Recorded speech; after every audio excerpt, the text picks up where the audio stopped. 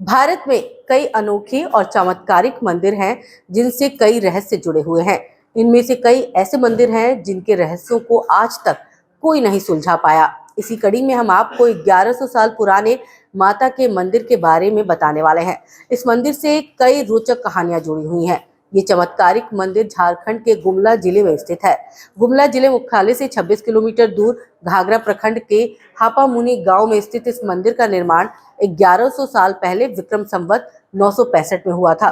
हिंदुओं के आस्था के केंद्र इस मंदिर की खास बात यह है कि मां महामाया को आज भी बक्से में बंद करके रखा जाता है।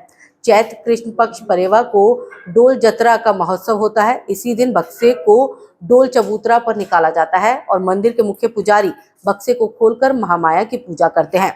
पुजारी आंखों पर पट्टी बांधकर मां की आराधना करते हैं। चमत्कारिक मां महामाया मंदिर से जुड़ी मान्यता है कि मां की मूर्ति को खुली आंखों से नहीं देखा जा सकता, जिसकी वजह से मां महामाया की मूर्ति को बक्से में बंद रखा जाता है।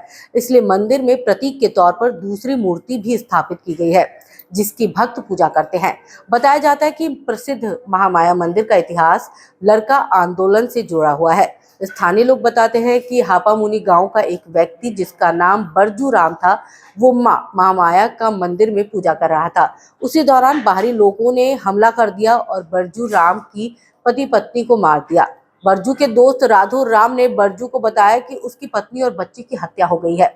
इसके बाद राधो राम ने मां महामाया की शक्ति से हमलावरों को लड़ गया। तब मां महामाया ने प्रकट होकर राधो राम से कहा कि तुम अकेले इन आक्रमणकारियों से लड़ सकते हैं, लेकिन तुम पीछे देखोगे तो तुम्हारा सिर धड़ से अलग हो जाएगा। मां भगवती की कृपा से राधो राम अपनी तलवार से हमलावरों पर विजय पाने लगा, लेकिन उसने जैसे ही पीछे मुड़कर देखा, उसका सिर धड़ से अलग हो गया। राधो राम जिस स्थान पर पूजा करता था, उस जगह पर आज उन दोनों की समाधि है।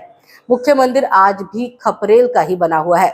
मंदिर में कई देवी देवताओं की प्रतिमा है। महामाया मंदिर के बारे में बताया जाता है कि हापामुनि गांव में 1100 साल पुराने पहले यहाँ पर एक मुनि आए हुए थे। वो बहुत कम बोलते थे और मुंडा जाति के लोग उनको हप्पा मुनि कहकर पुकारते थे। मुंडा भाषा में हप्पा का मतलब होता है चुप रहना। मुनि के नाम पर ही इस गांव का नाम हप्पा मुनि पड़ा, लेकिन गांव का नाम बदलकर बाद में हापा मुनि गांव कर दिया गया। मांडार थाना क्षेत्र में दक्षिणी कोयल नदी है, जहाँ एक विशाल दाह है, जिसे लोग इस समय बियार दाह के नाम से जानते हैं। लोग कहते हैं कि यहाँ पर हीरा और मोती मिलती है। बताया जाता है कि विक्रम संवत 959 में हीरा और मोती की खोज करने गए हजारों लोग दाह में डूबकर मर गए। ये बात फैल गई कि दाह में डूबकर मरने वाले लोग अपने अपने गांव में भूत बनकर घूम रहे हैं। हप्पा मुनि के निर्देश पर वहां के नागवंशी राजा ने मां भगवती को लाने के लिए विंध्याचल चले गए। राजा ने विंध्याचल में 3 साल तक मां भगवती की तपस्या की। तपस्या के बाद राजा मां भगवती के ईस्ट को लेकर पैदल आ रहे थे। इसी दौरान उन्होंने टांगीनाथ धाम में देवी भगवती को जमीन पर रख दिया और मां जमीन में समा गई। मुनि ने माता की स्तुति की, जिसके बाद मां भगवती मुरलीधर को लेकर बाहर आई। राजा भगवती को लेकर गांव आए, जिससे गांव में भूतों का तांडव खत्म हुआ। इसके बाद मंदिर में मां भगवती को स्थापित किया गया। महामाया मंदिर की स्थापना जिस काल में हुई थी, वो बड़ा ही उथल पुथल वाला था। उस समय यहाँ पर भूत प्रेत का वास होने की बात कही जाती थी। तभी यहाँ तांत्रिक जुटे और पूजा पाठ होने लगी।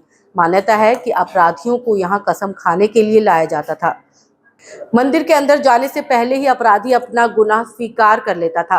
उस समय मंदिर के पुजारी की बातों को लोग माना करते थे। तो कैसी लगी अद्भुत की इस कड़ी में मां महामाया के मंदिर की दास्तान?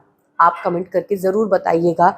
और आप ये भी कमेंट कर सकते हैं कि आप अद्भुत की इस कड़ी में किस मंदिर के बारे में जानना चाहते हैं।